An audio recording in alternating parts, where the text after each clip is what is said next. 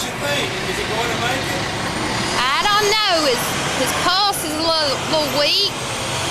And yeah, his blood pressure's down just a little bit. I think we're gonna have to remove a limb or two. Other than that, I think he's gonna be fine. You think he'll make it through? I think he'll make it through.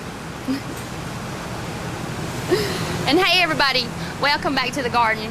I'm Melissa Allman, and I'm sure that you had fun this past week in the snow until you went out to check all the stuff that was damaged in your yard.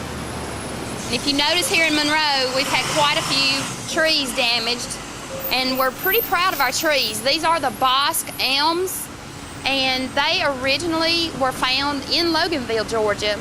The University of Georgia took them and raised them in a trial garden, and now we have our Bosque elm trees, these right here. And some of the branches have been broken off. The trees were damaged a good little bit, but I don't think we're gonna have to take any down. We're gonna leave them this year, remove the broken branches, and we're gonna just make sure that we give them a whole year to see if they're gonna decline any, especially the ones that are really bad. Some of them, you'll notice when you drive through town that the tops were just broken completely out of them. So, but we're gonna treat them and baby them a little bit, and hopefully they'll do okay. But the city of Monroe got on there really quick, and they have cleaned them up pretty good. So just hang in there with our trees. We're gonna show you some footage of where they were taking the lights off the trees and some footage of the damage that was done.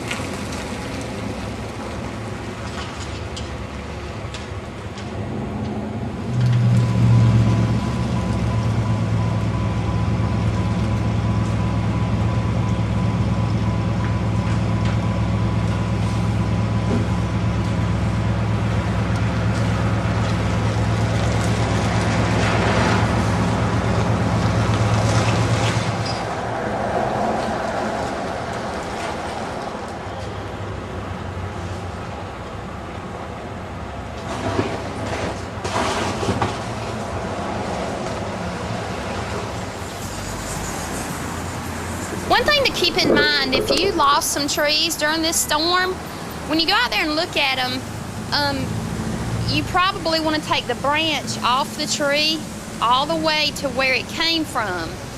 And on the trees, you'll notice where the branch actually grows out of the tree. There'll be this little collar around it. Don't cut into the collar if you can help it. Just cut that branch off. Try not to leave any ugly stobs sticking out anywhere that could be dangerous. Or also cut them at an angle so that water sheds off the cut. And if they're just too big for you to handle, you really need to hire a professional who is insured to trim your trees. Now, I hope that your trees are doing okay, but if they're not, I hope our tip on how to prune them has helped you some. And thank you for watching Back to the Garden.